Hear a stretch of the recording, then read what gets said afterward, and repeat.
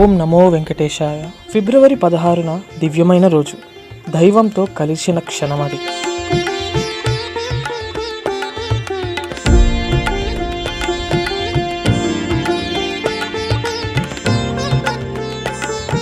తిరుమల తిరుపతి దేవస్థాన ప్రాంగణంలో భక్తి, వేదం, మంగళ వాయిద్యాల మధ్య గొప్పగా జరిగింది అంకురార్పణ మహోత్సవం. ఈ పవిత్ర కార్యక్రమానికి నేతృత్వం వహించింది ఏవి రెడ్డి గారు. భక్తుల అందరి హృదయాలలో ఒక ఆధ్యాత్మిక ప్రపంచం సృష్టించారు.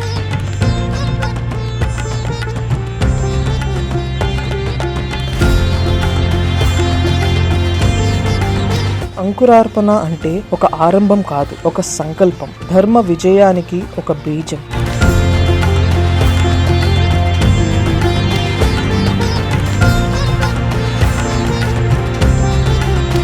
వేద ఘోషాల మధ్య పూర్ణ కుంభంతో మంగళ వాయిద్యాలు నడుమ ఆ దివ్య శుభారంభం జరిగింది. తరువాత అందరినీ ఆనంద బాష్పాలతో నింపిన క్షణం.